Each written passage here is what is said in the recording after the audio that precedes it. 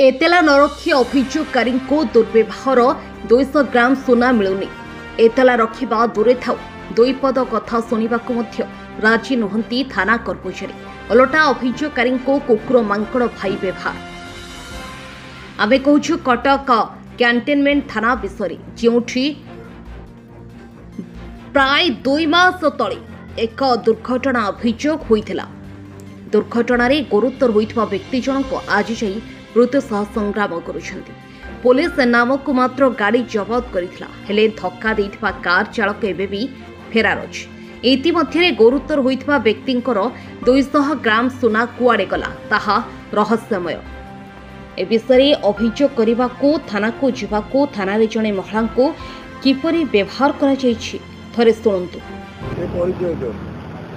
मना तुम्हारा देखा के पडिचंती हॉस्पिटल ले कोन सही पडिचंती मु सामने पडिचंती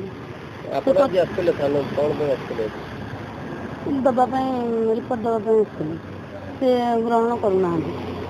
कोन हेतला असुविधा आपण स्वामी काई मेडिकल आज पडले कोन हेतला असुविधा से कटक आसले संक्रांति दिन आसले तांको पछपटो कार बाडी कोन में आसले सुना कमरा आसले पछपटो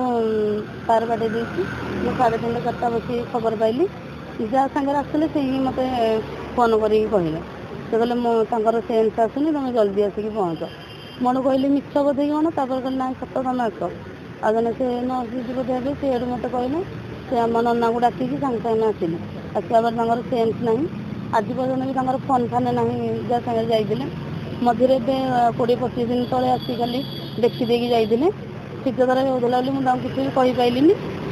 आबे भी कंडीशन भल ना कि चिन्ह भी आमको पारना एमती असुविधा अच्छे पैसा आमर 200 ग्राम सुना आम पाऊन से कम करने आणुले कस्टमर कार धरिकी आसते बर्तमान आम 200 ग्राम सुना पाऊन से रखुना तो कहले मेरा एने नहीं पार्बू तुम केस फाइनाल हो सारानी आम से विषय किसी कहीपरूँ से आहरी मागुन प्रमाण दरकार प्रमाण देला पर जहाँ से थाना को जब जाइए व्यवहार व्यवहार जमार भल ना व्यवहार जमार भल ना जन सागर कि कथा सी जानी ना जो थाना जो मैडम थे कौन कौन अभियोग करिए आपण सरकार कौन जणेबे से स्ट्रंग डिसीजन नियंतु आम सुना कि आम पाइबू तापर आमर पढ़ी मेडिकल बर्तमान आम सेन्स ना आमको चिन्ह पार ना आमर भी एत बल ना कि आम पैसा पतर ये करके भल करके आनीपारू आम सरकार को कहूँ आमको आम सुना दिंतु ना आमको क्षतिपूरण आमको दिंतु। मो ना हूँ चित्तरंजन महापात्र मु मनोरंजन महापात्र बड़ भाई आम घर हूँ गणिया 10 पला गणिया कितु मु काम करे फुलबाणी में हेल्ले बहुत दिन पर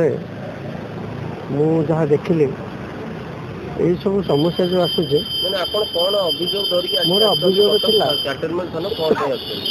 मोर सान भाई जेहेतु सुना काम करे से 200 ग्राम सुना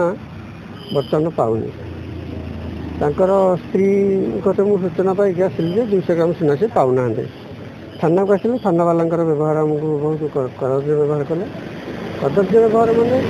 सी आमको जो प्रकार व्यवहार कले कौन मनुष्य व्यवहार करते आमर तो एफआईआर रखा दूर कथा बर आमको बहुत व्यवहार खराब कले आ मोर दरकार से सान भाई चिकित्सा सरकार सहायता आउ से जो हजे 200 ग्राम सुना तार रिकवरी दरकार कारण सी जो कस्टमर मानक आनी जहाँ आनी से तो पुणी पाइबे से पाइबा हेल्ले ये सुनाटा ताकू दरकार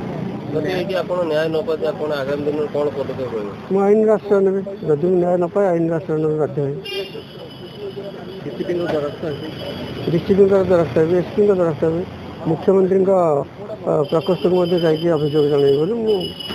मन मन स्थिर कर।